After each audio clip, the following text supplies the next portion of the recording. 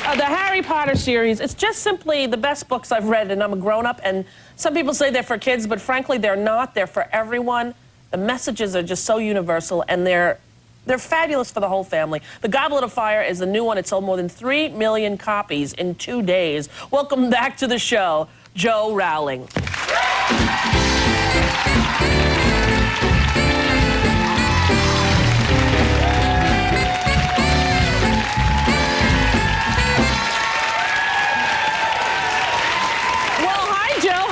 How's it going? Not bad at all. Good to see you. How about the biggest entertainment story of the summer is this book? Isn't that good? That is an astounding thing. Now, were you in America when they released it this summer? No, I was in the UK. You were in the UK. Yeah, it was mad there too. Was it crazy there as well? Very crazy. Here, I have to tell you, I'm in the mall at like 3 in the afternoon, and I see outside of Barnes & Noble, literally hundreds of kids sitting down with their parents with the little scar of the lightning bolt on their head, waiting until midnight when it went on sale. They were doing sleepovers in London. Yes, they were. Yeah. It's astounding. It was wonderful. How does it feel to have really motivated an entire generation to read? Nothing better. Nothing better. No, and kids are so affected by this book. Did you read that article in USA Today? I did, yeah. It was incredible. They had 10,000 entries. So, tell everyone about that. Yeah, so USA Today ran a competition. People had to write an essay about how the books had changed their lives.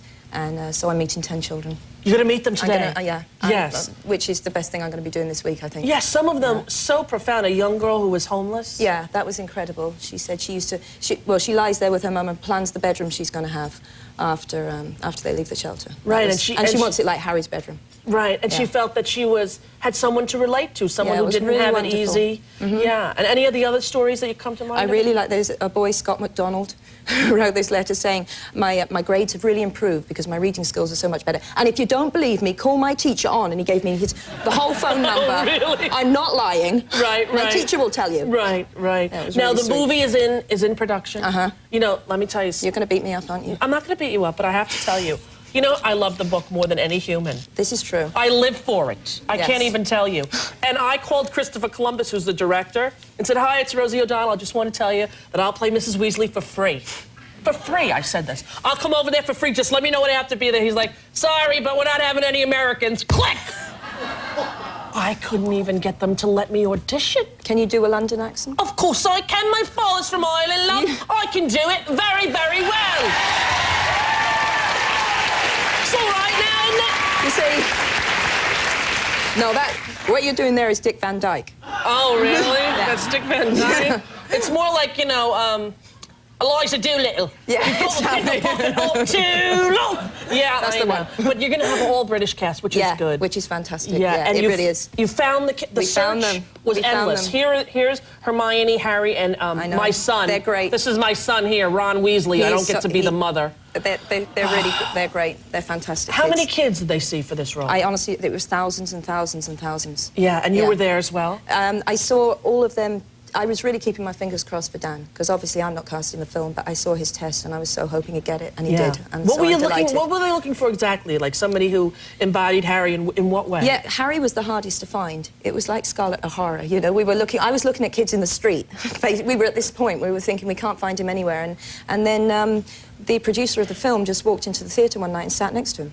It was incredible. Really? Yeah. Is he an actor? He is. It was it was like meant to be. David saw him and just thought, yeah, oh, there he is. Right.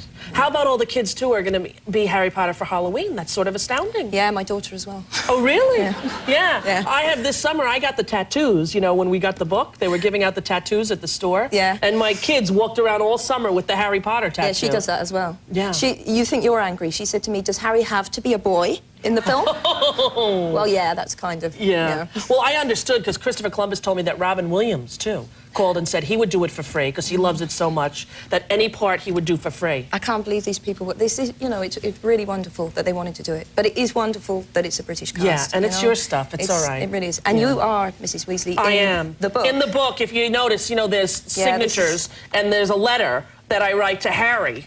And to my son Ron and Ginny, and that's my handwriting right there. Rosie, that I actually wrote. That's my own handwriting. Who's playing her? Is she known? I don't know. No, she's not a known actress? All right, that's all right. Does that make it better? Yeah, we'll give her a break. Okay, thanks. If it was like Judi Dench, I would have been livid. You know what I mean? Somebody like that.